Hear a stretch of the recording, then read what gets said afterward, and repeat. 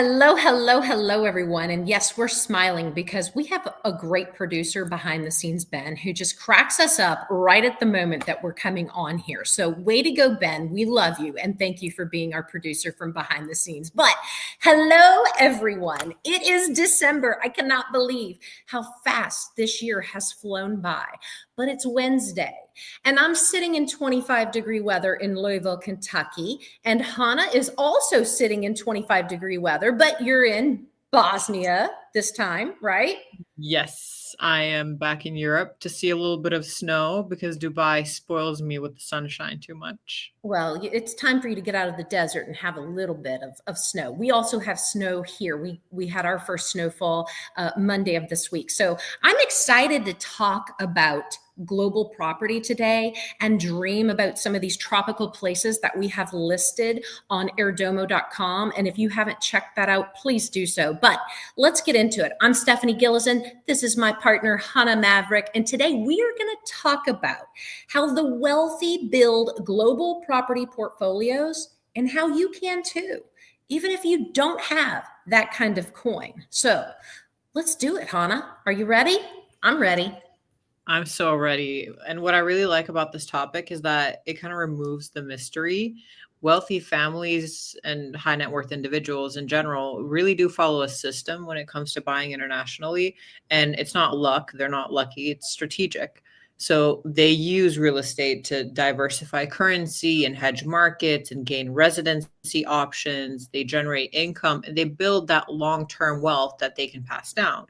Now, today, what I want to do with you is break down that system in simple terms so that you can see exactly how this applies to you, our audience, whether you want one property overseas or a full global portfolio. How does that sound?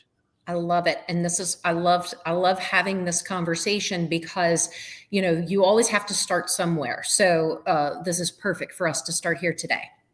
Okay, amazing. So let's start with the big one, diversification. How do wealthy families think about owning in multiple countries? Well, I want you to think about the way an investor thinks, okay? And this can be an investor of commercial real estate. It can be an investor who's in stock, that focuses on the stock market.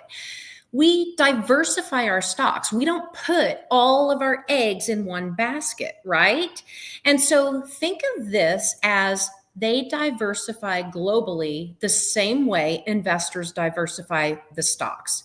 Instead of putting everything into one country with one currency, one political system, one economic climate, they're spreading it out. They're spreading out these assets across multiple different regions. That way, if something happens in this island, you're still having success over here. And kind of like the stock market, we go back to, if this stock drops, you've got other ones that might be on the rise. So you're equaling out that portfolio and your risk, can even itself out. And so, you've got to think about that. And of course, you've got to get to those points, but that's where when we're talking about purchasing these properties, and you want to indulge in them yourself, but also thinking about the income producing factor of it and utilizing that income to then diversify and start to buy those additional ones. Does that make sense, Hannah? Exactly. And most people think that they need millions to do that, but really it's about creating the right balance of markets and currencies and property types, which actually brings me to the second part that I wanted to talk about, which is the currency hedging. So Yes. that is something wealthy investors understand deeply. How do they use global real estate to hedge currency risk? So look at where the currency is undervalued, right? Or stable compared to their own. So, like, for example, Americans may buy in Mexico or Costa Rica when the dollar is strong because the money's going to go further. American dollar is going to be going much further than the pesos, for example. Then they earn rental income in a different currency, which creates the natural hedge, right? If the dollar weakens, their foreign asset strengthens. So if you think about this, you're in the United States, let's say. You buy the property in Mexico. The Mexican pesos is far less, and your US dollar is going to go much further. And then you have a renter that's also paying you in US dollar. That's what you have to think about. But you also have to remember that you purchased that property based on the Mexican pesos. And so you start applying that, and that's how you get extremely smart about how you diversify your portfolio. Exactly. And that is such a smart play because I think a lot of people don't even think about currency as part of their real estate strategy. So I'm really glad that we mentioned that as well. Now, going into appreciation versus rental yield, another concept wealthy investors use is understanding the difference between appreciation markets and yield markets. Could you break this down for us? Well, just like commercial real estate, okay, wealthy investors know that you can't expect one property to do every single thing. It can't do all the work, it can't make all the money, right? So you've got to structure the portfolios like this. Appreciation markets like Turks and Caicos. And if you go to airdomo.com, you're going to see all of Turks and Caicos on there because it's just gorgeous. So much to choose from. But let's get back to the education factor first. But places like Turks and Caicos or certain parts of Costa Rica where property values have consistently, significantly risen, they have been on a climb for the last decade. And it's been a significant climb. Okay. And so that's why they're considered the appreciation market. And then you have yield markets. And those are going to be places like Tulum, Belize, and a big one right now, Dominican Republic and Panama. And that's where short term rentals generate strong monthly income. And the reason they generate strong monthly income is because the rental yield versus what you pay for the property is strong. And I'm going to take Tulum out of that for a second because right now Tulum's on sorry Tulum, but it's on a little bit downward spiral right there. There's just a lot of inventory. And so you have to look at that inventory that is in market and currently available. And so rental right now is not doing too hot there. I think it'll get, changed up a little bit, when it becomes again popular. Everybody goes onto this roller coaster. But Belize and Dominican Republic and Panama, those are big ones. They balance both appreciation markets and yield markets. They balance both. One builds equity and one builds cash flow, right? One builds equity, one builds cash flow. So one, hold long term. One, you're making cash. Hannah, am I explaining myself right? Because I want to make sure everybody understands that. I know it can be confusing. No, you are doing a very good job. And actually, this is exactly the kind of breakdown buyers rarely get unless they're working with a private advisor like they would with they would with us. So thank you so much for explaining that in detail. Now, this next topic is something that I always found very, very interesting, and it's the residency, citizenship, and Plan B benefits. Now, those are the biggest motivations for buying overseas: residency, citizenship. How do wealthy families actually use real estate for mobility and lifestyle benefits that gives them? Well, like you said, this is a massive strategy. Real estate can give you residency in countries like Portugal, Greece, Panama, citizenship through investments in parts of the Caribbean, in and throughout different parts. There's tax advantages depending on the jurisdiction. There's a personal or a family Plan B option. There's enhanced travel freedom with global mobility. But here's the thing, you've got to think about it globally and not just locally. There is a way to be able to leave legacy properties this way. We all get, and I'm not a tax person, you guys, so I don't want to get too in the weeds on this because you need to speak to your tax professional.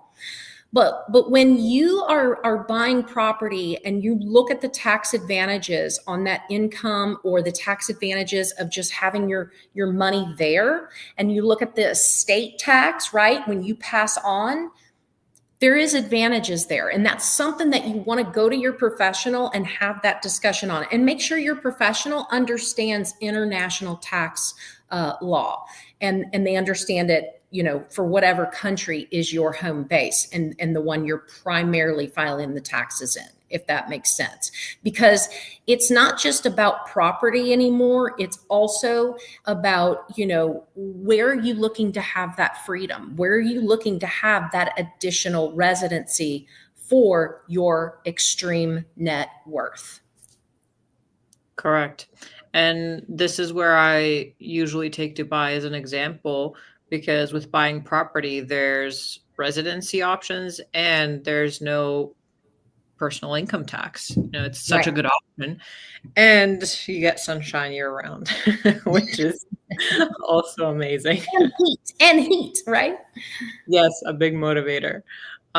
So going into asset protection and legacy building, which is also an important topic when we talk about a global property portfolio. This is where wealthy families really think long term. Stephanie, how do they use global property for that legacy? Well, they love those countries that offer the strong privacy protections, right? Those that don't disclose where, what, how, when, who owns what. Obviously, they're going to want to have the stable environments, stable political, economics, finances, all of those things. You're going to want to have favorable inheritance laws. You're going to want to make sure that when you pass, that passes to your heirs and not pass back to the government. So there's a whole lot of things you want to look into for that. But also, too, the LLC or trust ownership structures that exist in that country. Obviously, having so many that we've covered in the past webinars that we've done, we've talked about the low or no annual property taxes in majority of these places that we've covered. And so, there's such benefits to saving, right, on the maintenance, the yearly expenses. And so this can give you solid long-term growth in the long run, especially when you do a buy and hold scenario, right? If you're looking to go globally to flip property, that's a different strategy. This is going to be more for buy and hold when you're looking to grow your wealth globally. Understood. That is going to become multi-generational at that point. There's nothing that like that peace of mind for your family's future. So I think that's really important as well. Well, and by the way, it's nothing better than I'm so sorry that you've, what have you received and to have these places all over the place for your family to enjoy for years and years to come. Look, those are things money can't always buy, right? Yeah, absolutely.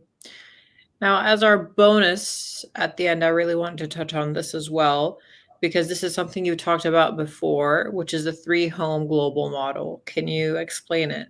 Okay, so wealthy families build portfolios based on these 3 tiers. And we talked about this last week as a buyer thinks about buying, right? The lifestyle home, right? It's that escape destination, right? They might have that perfect place that they want to escape to. Maybe it's the place where everybody goes and meets once every single year. Maybe it's like Turks and Caicos or Italy or Costa Rica or wherever. Maybe it's one of those islands we have listed in the Maldives and you buy the whole entire thing, right? And you all congregate there. It can be anywhere, okay? Then the other is a yield home. Again, that's where it's going to produce rental income consistently. That's an investment property. You're looking for something to bring in income consistently every single week, every single month. And then a Plan B home. That's a residency or a citizenship property that offers the security and the mobility for whatever you're trying to accomplish when it comes to a residency or a citizenship option outside of your primary residence, your primary country. It's simple, it's strategic, it's achievable. And look, everyday buyers can do this with the right approach. You can't do it overnight, obviously. But just like investors do every single day, I've worked in commercial real estate for 26 years. And a lot of my clients, they started small, buying that first duplex, right? Having two rental properties that were connected, and then that grew into the next, and it grew into the next. You take that same concept and you apply that globally. It's the same thing that can be done. I tell real estate agents this every single day. If you master a market in your zip code, you can take that same playbook and master it across the US or master it across the globe. You apply those same exact things with investment, you can do that globally as well. And that's what we're here to do at Airdomo, is teach you exactly how to do that the strategic and the smart way. I love that. So for people who want to start building a global portfolio, what's their best next step? You need to book a call with me. We need to get on a call, go to our website and book with me. Get a guided tour, and let's sit down and have a global plan. But here's my number one rule. You got to have some money, because that's the one thing we can't pull off trees, right? You got to have some money. We got to have some money. We've got to be able to move in that direction. And then let's have that concierge call, and let's talk about how can we move forward with that. But take a look at airdomo.com and look at the properties, look at the opportunities. We're adding more and more every single day. And really think about, talk to your CPA, talk to, your investment, your financial advisors, the people in your life that help guide you in these decisions, and ask them, how much money do you have to take and invest right now? Because a lot of times, that first initial investment, you need to have a good chunk of change to put down, because not every country is going to have financing structure. Some will, but not all will. Does that make sense? That makes sense. You don't need millions, but you definitely need a right strategy, and you got to start with something. We don't have the magic wand, but we are here to help. We are the right team to help, for sure. Yes. Awesome. Stephanie, thank you so much. This has been amazing. And thank you for everyone who joined us online. We can't wait to help you begin building your own global real estate portfolio. Thanks, everyone. See you next Wednesday.